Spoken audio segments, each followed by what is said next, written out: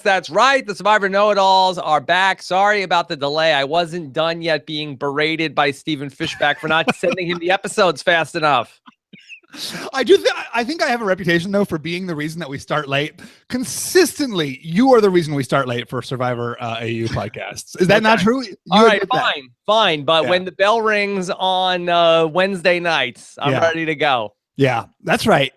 I care about all of the things. You just care about some of the things. Yeah. All right. So here we are, Steven. Hey, it's time for the Pagong Show. Wow. What a great couple of episodes this was. Not. Oh my God. Steven, I can't believe it. We lost Kylie and Sue this week on Australian Survivor. It's an old lady apocalypse. Yes. I don't know, how old was Kylie? I don't think she's that old. She's probably our age, Rob. She's probably younger than me. You're right. You're probably right. On Survivor, like 37 counts for the old person. Coach on my first season was like the older guy, and he was 37. Yeah. No, how about that? All right. So we got a lot to talk through, or at least some things to talk through here today. We're live talking about the week in Australian Survivor. Only 2 episodes of Australian Survivor this week. We saw episodes number 18 and 19 of Australian Survivor. We're taking your questions in the chat room. Hashtag RHAP. I've got some questions emailed to me as well. And of course, but 24 hours from right now, we'll be back talking about episode number 3 of Survivor, Millennials versus Gen Xers. 23 hours, 25 hours. Give or take. Give or take. All right. If somebody's watching in the archive, it's even less. So, you know what we're talking about. Yeah. All right. Well, so what an episode. What a series. Which one? I think we both take notes when we're watching the things we want to talk about. I have, I think, fewer notes for these 2 episodes of Survivor than I've ever taken for any amount of Survivor. Well, it's hard because there's basically this pagonging that's going on. And really, Nick laid this out in his boot episode of, here's the 3. It's Brooke and Flick and Elle. They're the 3. Right. Then there's a 2, and that's Sammy, and that's Lee. And then there's Matt, who thinks he's in the alliance, but he's actually not. He's actually further out than we thought. And he's right on all counts. Literally across the board, he was totally right. But he was wrong about himself, right? It's much easier to be right about your perception of other people. Well, Nick, what was he wrong about himself? He thought he was tighter in with the group than he was. Nick thought that by the time he went home, though, I think he knew where he stood. What do you mean when his torch was snuffed? I don't think that that he knew he was going home at that tribal council. I mean, he's like standing there saying, like, before the votes are even read, that, hey, I'm going to go home now. Yeah, I think that's right, that night. But I think played his idol at the previous tribal council because he thought everybody was coming after him. So he knew where he stood. Before that point, he wasn't aware, right? Like, right. He had thought he was in with this core group of people. He'd thought, like JL and Sue were the outsiders. And I think he felt really hurt and surprised that he was sort of, at least the story we saw, that they had turned on him. No, I agree. And he was in that same sort of spot that Matt is seemingly in right now, where he's sort of like in denial, where it's like, yeah, I'm going to go down to the end with these people, but then I'll be able to make something happen. And Steven, I really feel like that Matt is coming off as somebody who is being played like a rube in these episodes. Yeah, it's too bad. I mean, I get it from Matt's perspective too, right? Like, he's been with these people longer than anybody, right? He's been with Brooke and Flick since the very, very beginning. He they were Matt's angels. Matt, right, exactly. He's from his perspective, like, this is his group. Like, he's been with them forever. Like, why would anything have changed? And kudos to Brooke and Flick for maintaining that fiction. I think that's how you tell someone is playing a really strong game of Survivor when it's really boring for the viewers. It was like same with like Kim in One World, right? She had such a lock hold on everybody's perception, and Rob in Redemption Island, right? Where like everyone thought, oh, I'm going to the end with Rob, of course, like it's me, and it was not. And those are really the strongest games, and they're also like the most boring games to watch. And American Survivor has done a good job in recent years with seasons like this, like South Pacific and Redemption Island, in that they have yada yada the pagonging to some degree, where we've gotten double boot episodes in Redemption Island and South Pacific. I'm not sure if they did one in One World, and that wasn't, it was a little bit of a pagonging after a certain point, but I think that at least that had a little more juice than this. And we really haven't had one true pagonging lately on the show, and I don't know if you say that's to the credit of the American production of Survivor, that there's enough stuff going on that they're able to avoid a situation like this, but it's very difficult as a viewer, because I feel like that who are we rooting for? Who is the good guy in this story, Steven? Jenna Louise? Sam is the good guy. He keeps telling you that. Sam tells me he's a good guy, but I'm not sure where I'm supposed to put my rooting interest. How could I root for Jenna Louise as a legitimate pick to win this season when a month went by, we didn't talk about her on this recap? And it's a little bit late. You're late to the party, like the night that you're going home, to suddenly be like, I want to make big moves. I want to make big moves. Also, it's like the Sierra factor. Yeah, everybody's Sierra. Yeah, where like the reason that people aren't making, I thought Lee put it really well. He's like, our move is, it makes sense for us to stick together. Like, why would we betray that just for like some arbitrary idea of like playing the game? Like, we played the game when we won all those challenges and like built this alliance. And for like us, this alliance is the move. Maybe Brooke said that. It was like Lee and Brooke kind of both said similar things. But I thought that was a really strong point, that they were making, which was that, the smarter thing for them to do is to stick together. When you're on the top, you shouldn't be playing the like, let's flip the thing on its head game. And that's the move. That's the game you play when you're on the bottom. So like, Jenna Louise's frustration, very Sierra Easton like, comes from the fact that like everyone else is playing correctly except Matt. Let me ask you about Jenna Louise and what she's trying to do. And basically, she's made herself sort of like in that Troyzan role of like, hey, like everybody, it's like this person, let's make moves. Like the Sierra. Does that person ever get taken along? I feel like when a flip happens, it's not necessarily that person who is the start of it. Even going back to like a Boston Rob in Survivor Marquesas, that person is sort of like pounds the table loud enough that they get voted out. And then after that person is gone, I feel like then after the fact, somebody might say, you know what, that's actually a good point. I've been thinking about this for a little bit. But I never feel like that person, and maybe there's some example that you guys have in the chat of a person that really was the driving impetus for change, who then stayed and remained part of the change without some sort of like epic immunity run.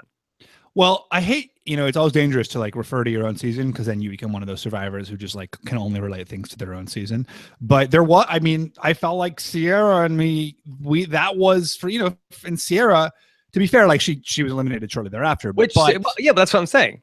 But like it was the impetus for a move to sort of destabilize the tribe, right? Which was but then she kind of went. And you're talking about Sierra Easton. Yeah, Sierra. Yeah, not. You played with two Sierras. Oh, okay. I thought you were talking about fan favorite. Not that. Well, no, I never said you played with a fan favorite. Yeah. So I believe the game stayed in stasis both times that you played. I definitely think that. Yeah. I don't know. I felt like Sierra Easton kind of. I don't know what the word is, like mixed up the game, or I guess one could say that she did alter a game or two. Yeah. So anyway, the point is that I don't think it necessarily is the case, but I think you're right. Like the person who's always like banging that gong is kind of gonna be the one you're like, right, bagong. Okay, we're kind of annoyed with you, but then later down the line, like maybe something will happen, and like you can later attribute it to that person. All right, so there's no sugarcoating that these two episodes were pretty boring in terms of... Sugar was never boring. Yeah. All right. There's no coding this. Now, is there hope, though, now, Steven? We're at the final 8. We've talked about, there's the 3 women, there's the 2 guys, there's Matt, there's Jenna Louise, and somehow there's still Christy in the mix. Yeah. Do you feel like, is there any hope for some other configuration that can happen? Really, 8 is a tough spot for a big move to happen. 8 is a tough spot for a big move. I think it's pretty likely that Jenna Louise is going next, right? My strong guess, based on both tribe position and edit, is that she's kind of going to be the one who's next out. And then maybe there's some hope at the next point, like with Jenna Louise gone. I think you're right. I actually think you're right. Like that person who's banging the gong of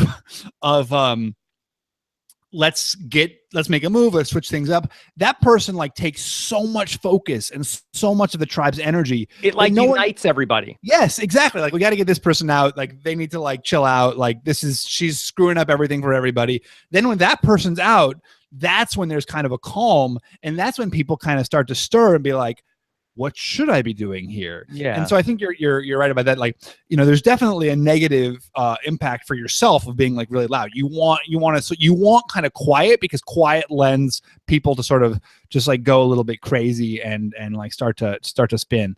So my guess is Jenna Louise goes next, and then after that, I think there is the potential for some kind of move. I feel like a move is getting set up here.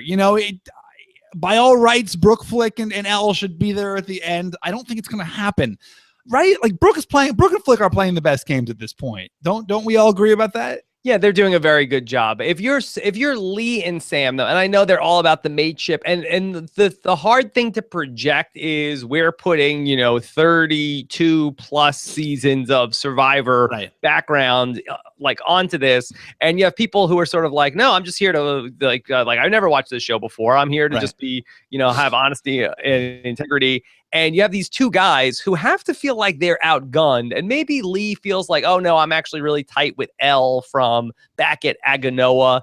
But you would have to think that these two guys are going to look at this final five that's being set up, where it's like, hey, there's three of them. There's two of us. Why would we get rid of Matt? And then maybe even that Matt and Christy have that letter bond thing. I mean, is it possible that could be a pair, Matt and Christy, where Matt said, I'm never going to, Christy, she gave me the letter, I'm never going to write her name down. Is that a potential too, where Lee and Sam could potentially look at them as a 4 now to go against the 3 women? Or is this just super, super fan fiction? I think the issue here, and this is like, I think the fundamental flaw of fan fiction always, is that, when you're watching it on TV, when you're watching it edited down, you see these really clear blocks, right? Not voting blocks, these clear groups. You see the 3 girls and they're a unit, and you see the 2 guys and they're a unit, and you see the outsiders and they're a unit. But when you're in the moment, you're Lee, and you think, I'm really tight with Elle. She and I are never voting against each other. I know I've got a good relationship over here with Brooke. Like Flick and I seem to have a good thing going. Like I feel like Sam's kind of on the outs. You're really the relationships are all very individual and specific, and you're not seeing it in that kind of like those 3, they're together. Maybe you realize that the girls like hang out a lot, but you're like, but Elle never really fit in with Brooke and Flick. There's so much nuance to those individual relationships that gets kind of like washed out when you're seeing it as like kind of like big groups. And so I think maybe I assume that from Lee and Sam's perspective, just like from Matt's perspective, right? They see their unit as being the core unit, right? Like Sam and Lee don't think like Sam and Lee don't think we're the 2 guys and we're 4 and 5 and the 3 girls are above us, right? Like Sam thinks this is my 4 and Lee thinks this is my 4, just like Matt is thinking this is my 4. True or false? Matt will finish no better than 6th place. I don't know if I want to go out on a limb and say that. I really feel like something. Hey, look, don't filibuster. That was a true or false question. No better than 6th place. So I don't know. Yeah, I mean, maybe that's right. I don't know. I mean, it's hard because, Matt, I think that's likely. I'm rooting against it. I'd love to see that. I feel like if I could pick a winner here, I would want Matt to win the game, but I'm not seeing any evidence that that's going to be the case. And maybe the light bulb just goes off in his head, but he's almost to the point where Nick told him, hey, you're not as tight with everybody as you think you are. Jenna Louise came to him and said, hey, I'm thinking about making a move. Right. You should be part of it. You're not as tight with everybody. And just so you know that the girls were talking about your name had come up and they were talking about getting rid of you. And he went back and told Flick, like, hey, just so you know, Jenna Louise is saying some crazy stuff about how you guys were trying to, just so you know, it's not coming from me. But I thought Matt actually had a really good response to that. And I think it's a really, I think this also is one of the hard things to like, suss out when we're watching it, which is that, Matt said, yes, from Jenna Louise's perspective, I'm on the outs, but maybe people were telling her that to make her feel better. And I know that she's really on the outs, and she is really on the outs, right? Jenna Louise is the target. So for Matt to say, yeah, sure, people were talking about how they don't want to work with me, but like maybe they were just saying that to Jenna Louise's, for Jenna Louise's benefit. That's one of the challenges of Survivor, right? Where people do talk a lot, people do throw a lot of names out. And how do you know when the name they're throwing out is the real plan, or is the decoy plan, or is just like a name they're throwing out to make someone feel better in the moment that then gets refracted back? And, that's where a lot of the paranoia comes from. It's also where it's sometimes hard to, that's going to be on film, right? That's going to be a scene on film with, whether or not it gets aired, of like Flick telling Jenna Louise, yeah, Matt's kind of on the outs, and you don't know if Flick is saying that because it's true, or Flick is just saying that as something to say to Jenna Louise. Now, I mean, obviously we now know because we have Brooke's confessional that Matt is on the outs. I'm just saying, like, from Matt's perspective, I'm hearing from a lot of people, but like those people are gone. I heard it from Nick that I'm on the outs. I'm still here. Like Nick, Nick isn't some like arbiter of like what's actually happening in the tribe. And in fairness to Matt, at that point in the game where he's hearing that stuff, it's what, final 9? Yeah. I'm sorry. Is it final 10 or final 9? It's final 10, I guess. No, final 9 now, right? Oh, with it was at the previous vote. It was final. Right. Yeah, it was final 10. Yeah. And chat room, correct me if I'm wrong. We've watched a lot of Australian Survivors. No, I think it was final. They're at now 8. So it was 10 when Nick. Nick was 11th. So we got down to 8 after last night. So okay. So it's final. So that's final 9. And then how did she have a majority? She had Jenna Louise. Even if she had Matt, she had maybe Christy, who I'm not even sure she had Christy, and she had Sue. Right. So that's 4. And who was going to flip? I mean, Elle, who was going to flip? Right. I mean, I guess they were hoping for Sam. So, I mean, I can sort of get where Matt's coming from, but I don't know, why didn't this come up when Nick was still in the game? Right. And that's where I have less sympathy for the Sues or the Jenna Louises of the world who are so anti-Nick and didn't take the opportunity they had to use Nick when they had the numbers. It was like, going back to game alterations specialist Sierra Easton in her in Blood versus Water, right?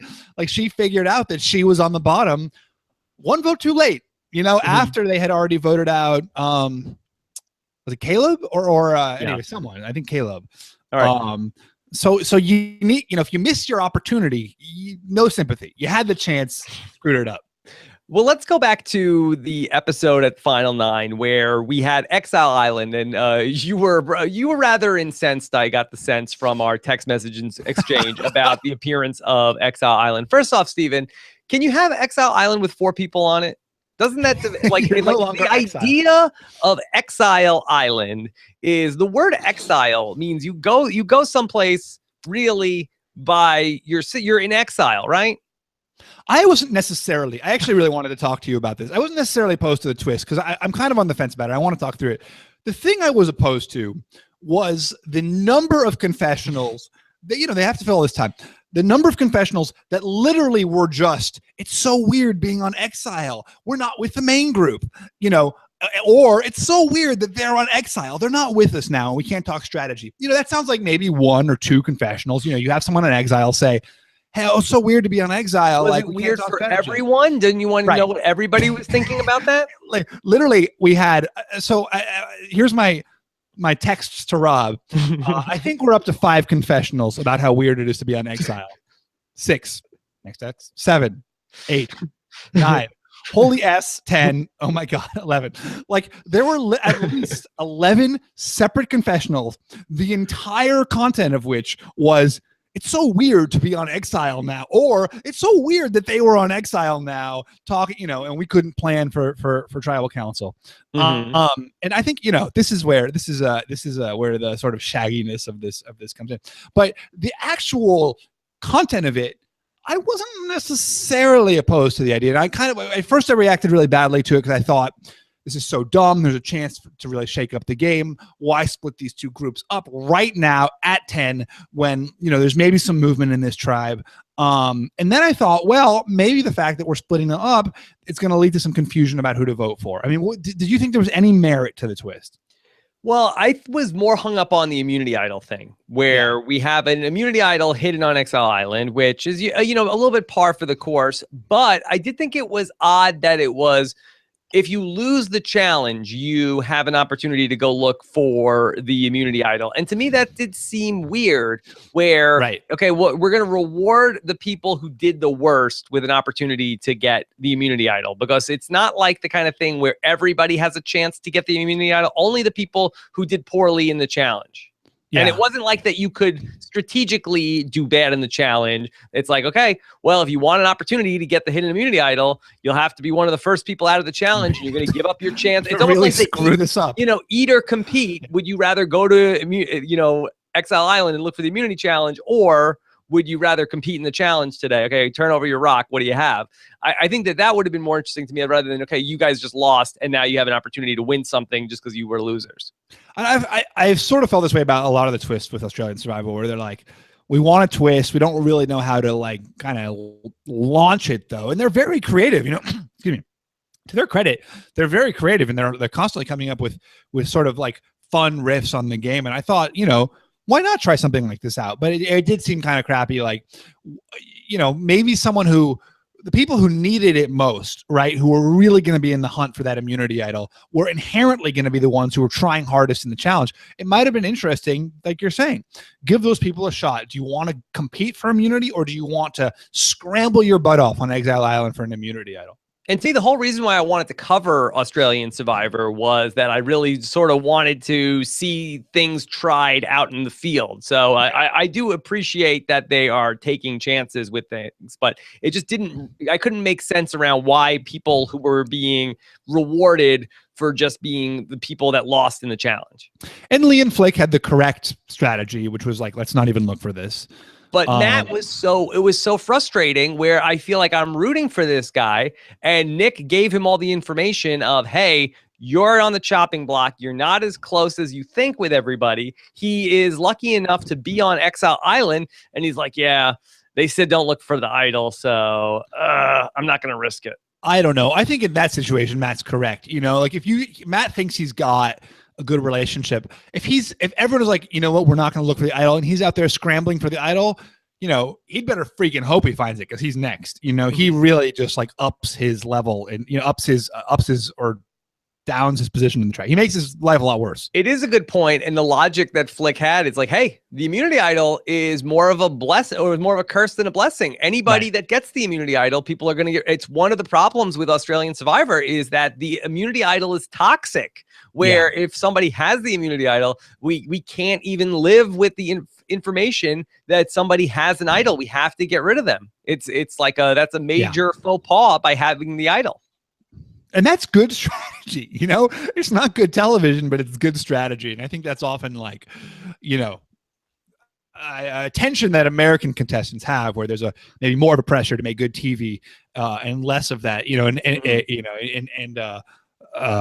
making good strategy can often come at the detriment of good television. Yes. Where here they don't care.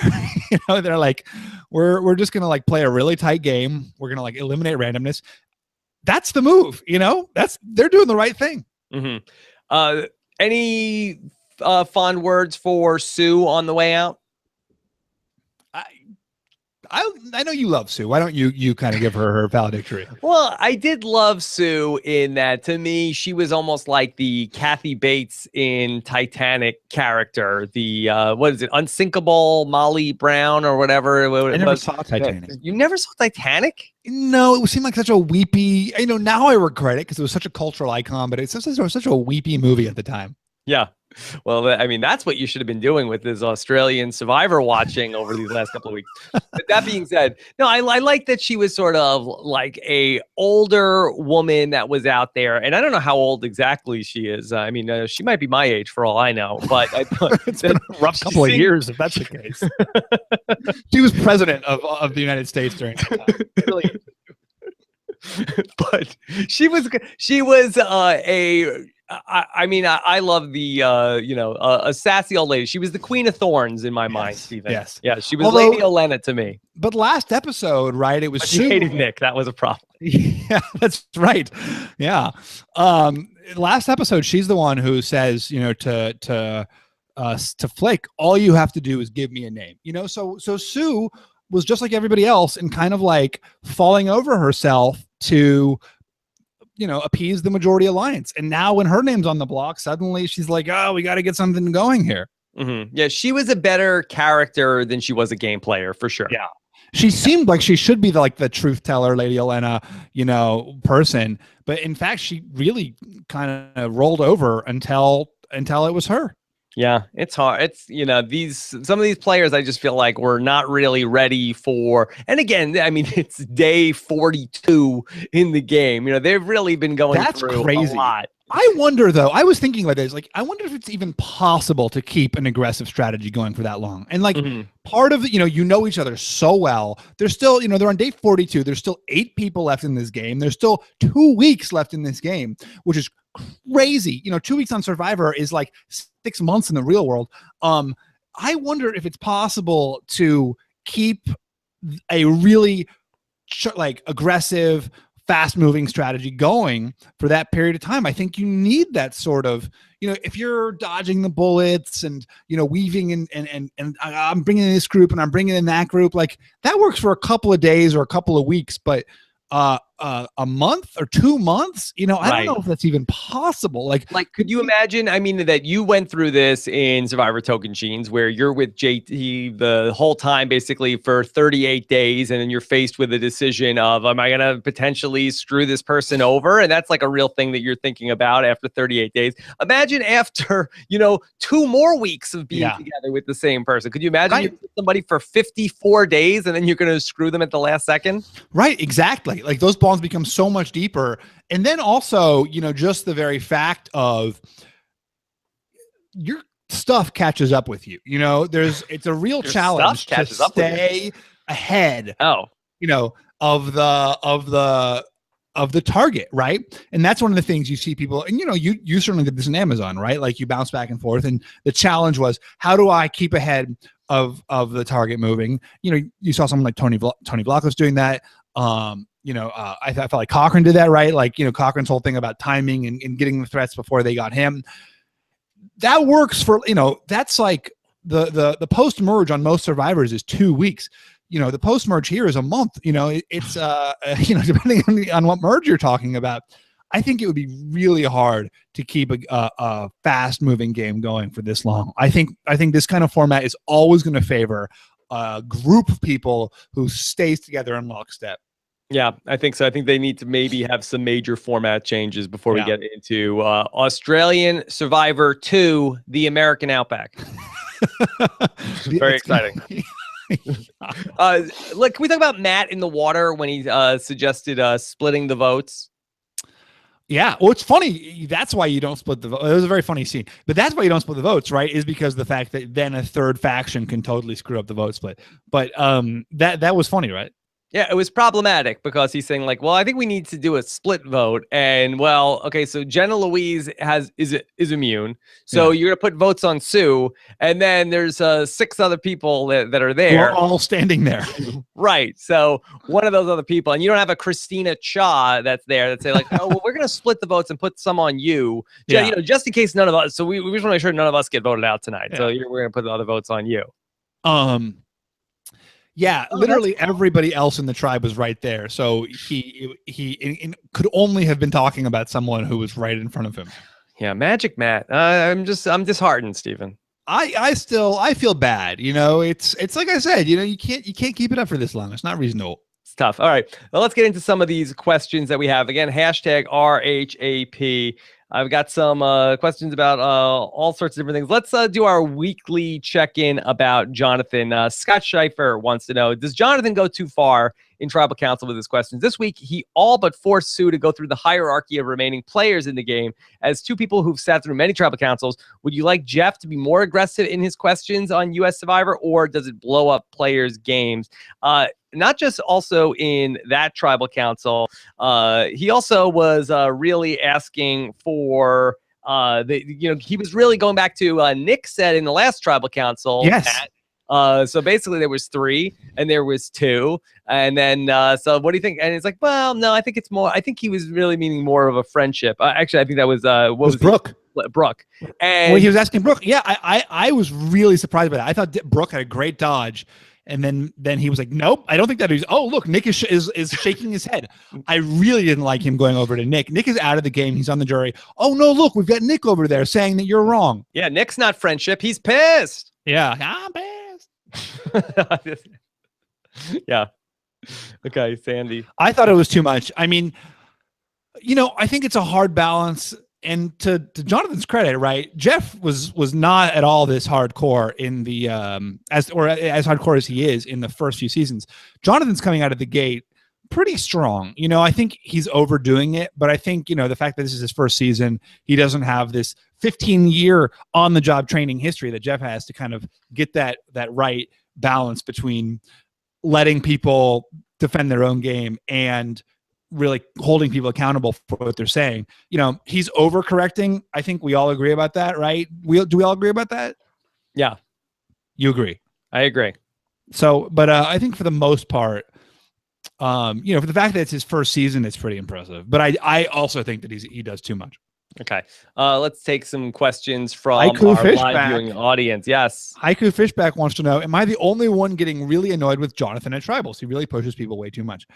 Well, Haiku, we just talked about that. Yeah.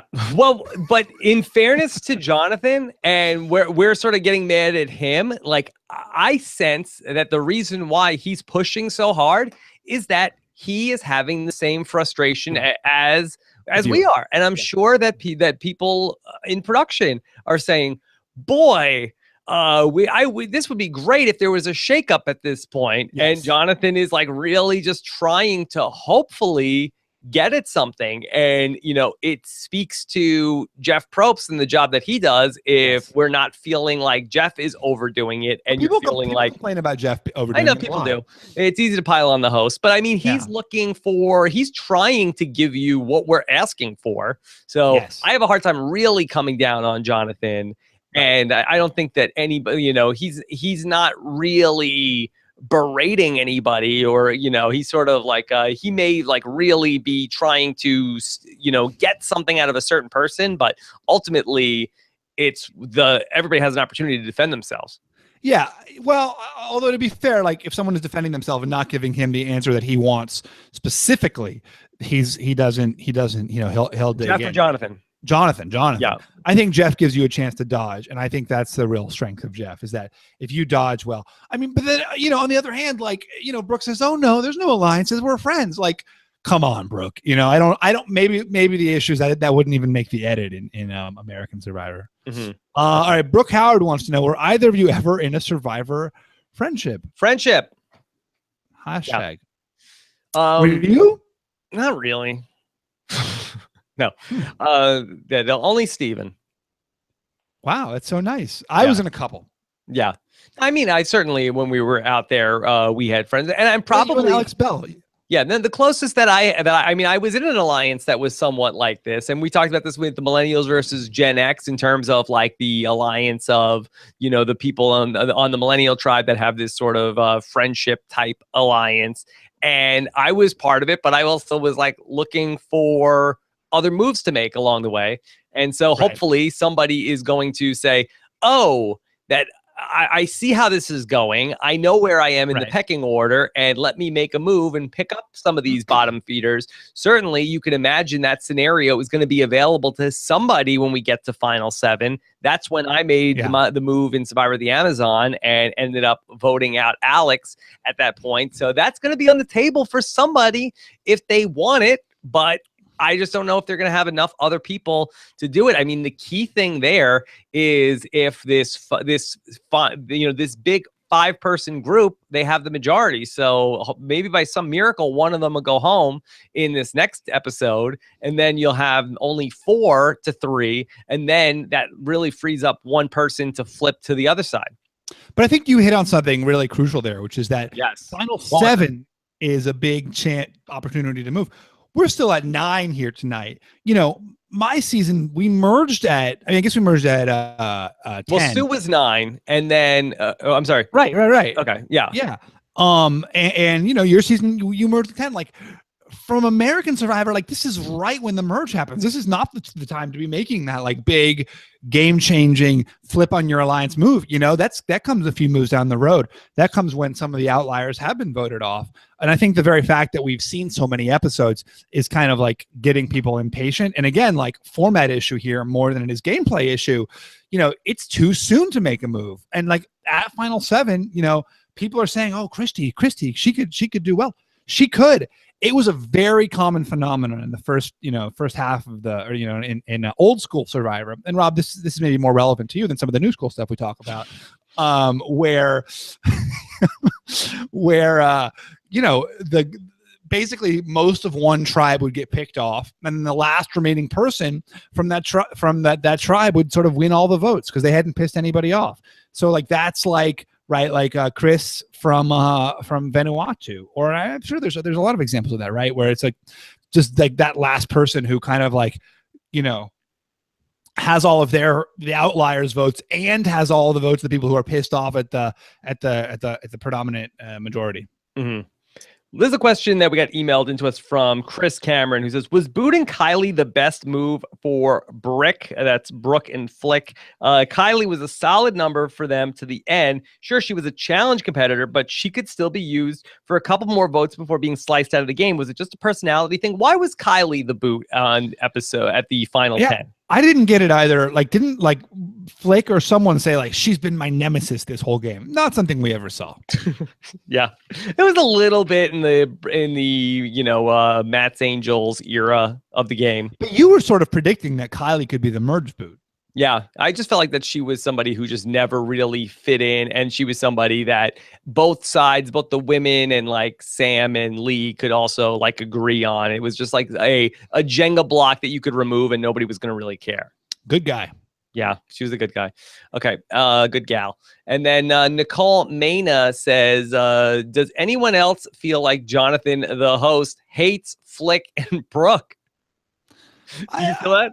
I mean, I definitely feel like he wants to shake things up, right? I'm sure he's very eager for something to switch. 55-day season, guy, it's your own fault. Yeah. I mean, Steven, if we get down to this final 5 of Lee, Sam, and then the 3 women with Brooke and Flick and Elle, I mean, do you feel like that the audience is enjoying this? Is this a likable final 5? I think they've really set it up where like, oh, these girls, they're so, maybe Brooke, maybe there's differentiation happening, right? I can't tell. I feel like that we are too far in the weeds to be able to tell like what the casual audience of the show thinks of these people. The important thing too, though, is like what happens at the very end, right? And that's sort of what the enduring memory of the season will be, is the way it's presented at the end. Like, we analyze every moment as every episode happens, but people think about like, people were rooting for Brett to win fan favorite of freaking Samoa. Brett was only in one episode of Survivor Samoa. And same with like Brenda. Wasn't like Brenda competitive for like fan favorite of Karamoa? She was, but it is only because she got screwed over with the whole Dawn thing. But she had the largest streak, but she was only a character right at the very end. And so I think that like, I think Brenda has like one of the longest streaks of invisibility in the history of the show. Yeah, it's a little bit different going back to the old way they did it when they used to have a fan favorite, where it would like the voting would be from when the episode aired on Wednesday to Sunday. And if you got voted out that Wednesday night, you had a really good, everybody felt bad for you and you get a lot of votes that week. But my point is more that like, you're going to cheer for the person who's the hero at the very end, even if along the way, there were moments where you didn't. And I'm rooting for Lee. Lee, why? Well, I don't know. He's so handsome. I'm rooting for Brooke, obviously. And you know what, Flake, Brooke and Flick are playing the best games. There's no question. Yeah. Is anybody else concerned that Lee and Elle have the same name but inverted? That would be Eel, wouldn't it? Well, it's similar. Yeah. It's similar. You could make them. Okay. This is from Hugh Davidson. Do you think that the post-merge game would have been more dynamic if the merge had happened one vote earlier and Phoebe was still around to mix things up? Yes. So they painted a scenario where I think it was Connor that might have been saying, like, boy, if we don't get rid of Phoebe now, then when we get to the merge, then she's going to pull back together all of the original Aganoa people with, that's going to be a thing. Plus, then there's going to be the Sanapu people. And then there's also going to be the Vavau faction. I was like, wow, this sounds like really exciting. Yeah. What a great show this would be. Yep. Yeah. Yeah. It was not. It all goes back to Rowan being voted out. It does? Yeah. No, it all goes back to who was the private eye? Bianca. We would have saved Bianca. Yeah. It would have been fine. Megan Z wants to know, do you think that the producers could legitimately say that the pre-jury cast did not fit on the stage at the Australian Survivor reunion? Yeah. Are they even going to have a reunion? I mean, it's so many people. I don't know. I actually thought I heard it was like a live vote announce and that there was no reunion, but I'm that's from Twitter, so who knows? Who knows? Can't believe everything you read. Okay. Especially on Twitter, where most of it is just vile, racist invective. And that's just about Survivor. Yeah. Sergio Vicus wants to know, what's the best move for Christy? I don't know. Just keep laying low, right? I think the best move for Christy is to lay low and kind of hope that someone sees her as a number later on. She got a friendship bracelet. Yeah, I think that is the move for Christy. Yeah. So I mean, do you see like at the point that Christy starts making moves, that's when she'll be voted out. That is exactly right. That's when she'll be voted out. I think Christy's doing a great job of just sort of like putting her head down. I mean, can a Christy win? Like, who knows what people are going to vote for on Australian Survivor? I mean, like, yeah. I mean, that's the thing. Nobody hates her. She's got a sob story. That's the thing. And you know what? Like, even like note to myself, if I ever went back, which I wouldn't, but like you don't really need to play an aggressive game to win the game. Yeah. It's sad, but true. Yeah. And I do think that in America, you can pound your chest a little bit and, give some sort of like Todd type speech or, we've seen people like even like Cochran in Survivor, Karamoan gives a speech where it's like, hey, I did this to win. I do think that is still a thing. You know what? Make it to the end, win the game, make the editors struggle to make you seem strategic. That's the move. Just put your head down, win, and make them work for it. Sure. Let's do one or two more questions. All right. Roy Weetard wants to know, who do we hear more from this week, Christy or Chester? Chester the chicken. There was a lot of Chester. Yeah, he was out there. I thought it was a harbinger of Matt going home. Yeah. Both these episodes I had this is Matt's boot episode. I was sure this episode was Matt's boot episode. No, he made it. He's hung in there. Yeah. He's hung in there. And let me see if I've got so many like long email questions from people.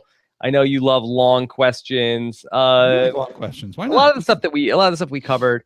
Derek wants to know if there's no shakeup in the hierarchy of Fia, is there an element of exposure missing in Australian Survivor? There's no individual reward post-merge. Pick who you will go with you is a great way to expose your alliance. There's no chop coconut challenge or know your tribe member type of challenge either. I'd love to see those classic challenges in Australian Survivor. We might still. We're at 9. Like 9 is typically on like American Survivor where you have the big group rewards.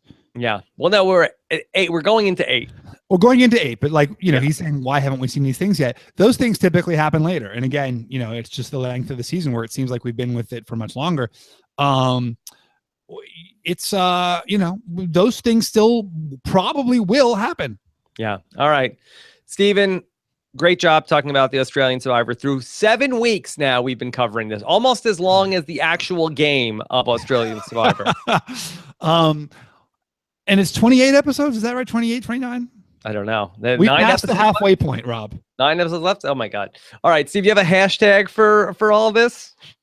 Oh God, you just do this. You do this. Hashtag game stasis. Game stasis. All right, I like it. All right. We will be back tomorrow night when officially now it will be just 24 hours and 15 minutes away from when Stephen and I talk about Millennials versus Gen X, episode number 3. Looking forward to that. Woo! Had a great Big Meech. Stephen, do you know who Big Meech is from Big Brother 18? No. If we sent you a lineup of her with a bunch of other people, could you pick out which one would be Big Meech? I may be able to pick out a Big Brother contestant just by looking at who looks like the trashiest. All right. In 20 minutes, Stephen, you'll receive a police lineup where you have to pick out which one is Michelle from Big Brother 18. Okay. All right. Good stuff. Thanks so much. Yeah. Isn't it Big Mish? Didn't she just win Survivor? That's a different Michelle. Yeah. Anyway, so thanks so much to Scott St. Pierre behind the scenes. All right. News AF still coming up tonight, Stephen. Wow, you got a big night. I'm going to watch the vice presidential debates. Well, I will do my American civic duty and watch the vice presidential debate and not tweet about it. And then I will later on tonight podcast about News AF. Talk to you soon. All right. Take care, everybody. See you tomorrow night. And of course, we love to hear what you guys have to say in the comments on RHAP.website.com. Take care. Have a good one. Bye. Bye.